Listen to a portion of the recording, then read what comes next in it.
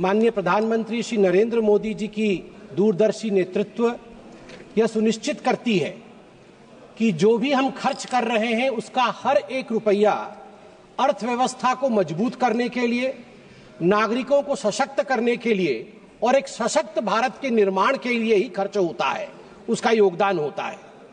आज जो अतिरिक्त धनराशि मांगी गई है वह सिर्फ कागजों पर कुछ आंकड़ों का लेखा जोखा नहीं है, वो भविष्य के भारत के निर्माण का मानचित्र है। पीएम गति शक्ति हो, पीएम किसान योजना हो, राष्ट्र की सुरक्षा को सशक्त बनाना हो, यह सभी व्यय भारत के प्रगति के लिए अत्यंत आवश्यक है। कुछ विपक्षी दलों ने अभी विषय उठाया, फिस्कल डिसिप्लिन को लेकर अभी मैं माननीय प्रेमचंद्रन जी को सुन रहा था, वित्तीय अनुशासन को लेकर प्रश्न उठाया। मैं याद दिलाना चाहूंगा, I would like to remind them that there was a period during the rule of the UPA when recklessly they had burdened the economy with unplanned spending, अनियोजित खर्चे and policy paralysis. In contrast, in our government, our term, under Modi ji, every rupee that flies out of the coffer of the exchequer is under the guidance, under the radar of ATC. ATC meaning not air traffic control, ATC meaning A for accountability, T for transparency and C for clear vision of development. During the UPA regime, सभापति महोदया, 2004 से 2014 के दौरान आपको जान के आश्चर्य होगा 94,060 करोड़ रुपए की बजट राशि, जो कि लगभग 14 विभाग, सामाजिक विभाग और ग्रामीण विकास मंत्रालयों से संबंधित थी, वह खर्च नहीं हो पाई थी 10 वर्षों में। यह बजट का लगभग 6.4% हिस्सा उस समय खर्च नहीं कर पाई थी यूपीए की सरकार। मैं कृषि क्षेत्र का उदाहरण एक देता हूं। 2013-14 में कृषि का बजट यूपीए के समय में 27,663 करोड़ था।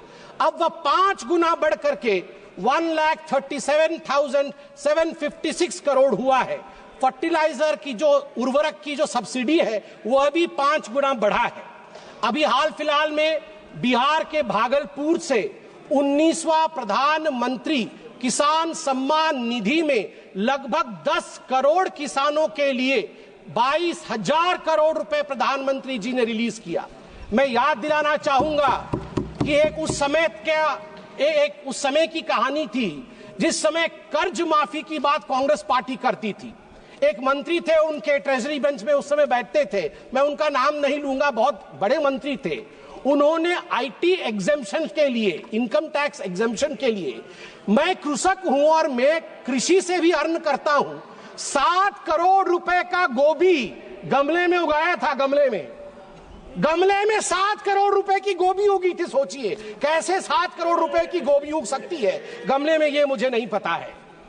अब मैं 2 छोटे छोटे विषय हैं मगर बहुत मन के अंदर कहीं ना कहीं एक इम्प्रिंट छोड़ेगा। मैं उदाहरण देता हूं। गौरव गोगोई जी बैठे हुए हैं। गौरव गोगोई जी ने आज गोल्ड मोनेटाइजेशन के ऊपर बात की।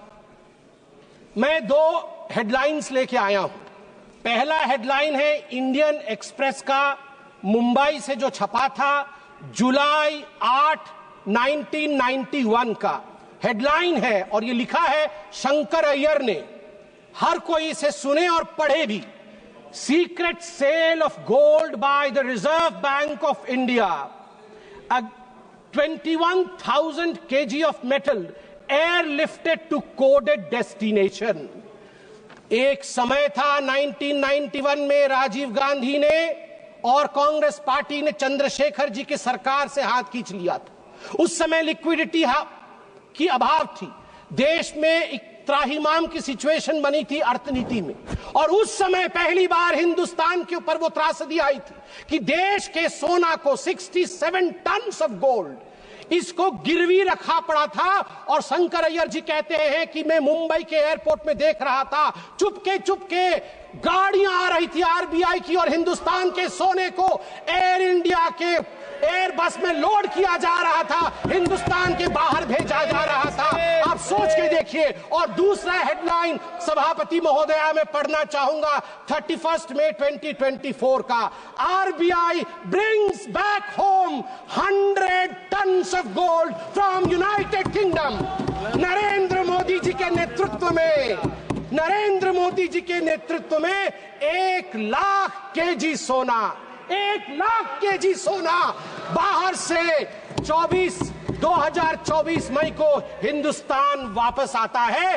एक ने, यूपीए ने भारत मां के सोने को गिरवी रखा, हमारी मां के सोने को गिरवी रखा, और दूसरे लल्ला ने, हमारे नरेंद्र मोदी ने अपने मां को अलंकृत किया। ये होता है फर्क।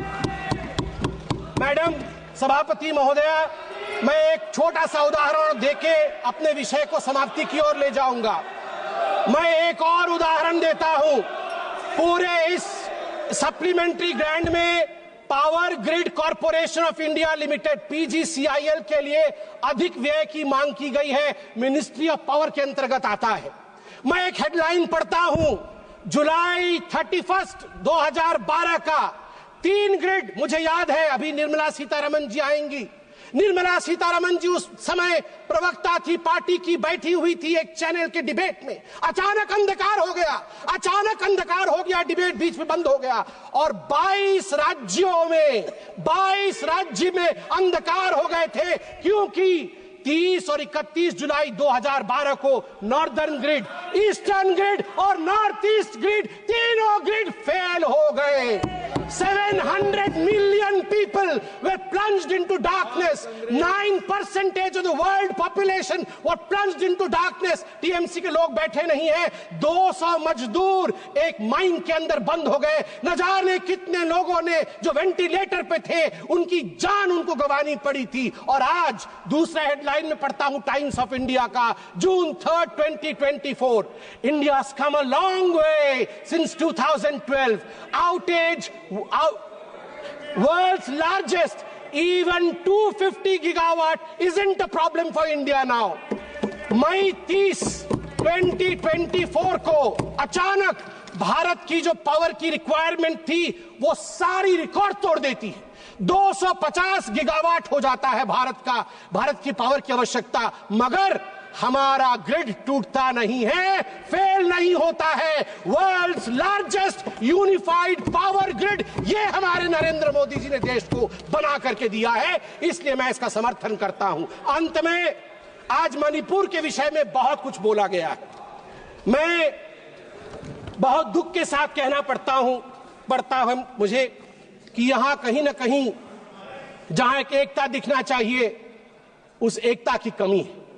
मैं कुछ आंकड़े रखना चाहूंगा और ऑपोजिशन के हमारे सदस्य, उनका अधिकार है कि वो इन आंकड़ों को मांगे और जाने भी, क्योंकि ये देश हम सबका है। इंटरनली डिस्प्लेस्ड पीपल, आईडीपी जिसको कहा जाता है, उनके लिए यहां प्रश्न उठना भी चाहिए। उनके लिए क्या किया गया? In response, the government has implemented a series of measures aimed at providing immediate relief, long-term rehabilitation, and economic stability for the internally displaced persons, IDPs. These initiatives are housing assistance first, prefabricated housing for 3,000 families to provide immediate shelter, 2,660 houses completed, 2,520 houses occupied, 340 houses will be completed by the end of the month. Financial aid of 1,000 rupees has been provided on 5 separate occasions, amounting to a total of 30 crore. An additional 27 crore has been released to support the housing reconstruction efforts in Manipur for those who are internally displaced. Relief camp operations have been sustained with an allocation of rupees 280 crore, ensuring essential services such as food and health care for affected families. A compensatory package of rupees 32 crore has been provided to farmers for those who suffered agricultural losses due to the conflict. माननीय सभापति महोदय, educational support के बारे में भी माननीय सदस्यों ने बात की। A total of 11,763 displaced students have been enrolled in various educational institutions. The government, schools and colleges have provided free admission. College Students Rehabilitation Scheme उसको इंट्रोड्यूस किया गया 2023 में, जिसने 1000 डिस्प्लेस्ड बच्चों की मदद की ताकि वो वहां फ्रीली जाके एडमिशन ले सके, और उनको 10,000 रुपए की राशि भी ऊपर से दिया गया।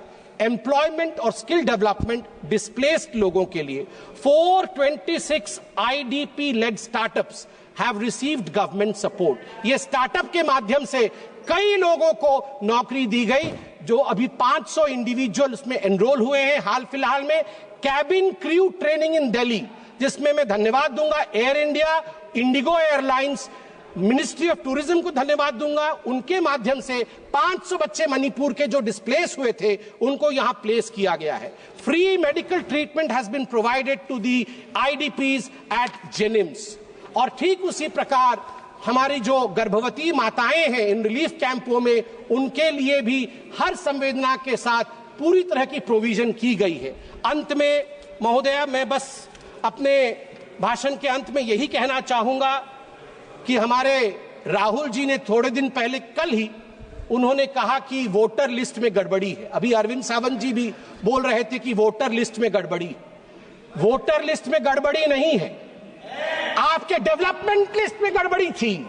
आपके डेवलपमेंट लिस्ट में गड़बड़ी थी, वोटर लिस्ट में गड़बड़ी नहीं है।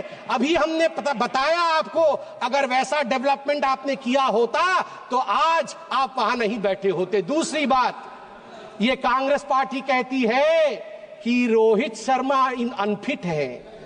रोहित शर्मा अनफिट नहीं है, फिट है। और मैं बता दूं, नरेंद्र मोदी जी के कप्तानी में ही आप देखिएगा भारत विश्व का चैंपियनशिप ट्रॉफी जीतेगी। भारत माता की जय। जय जगन्नाथ।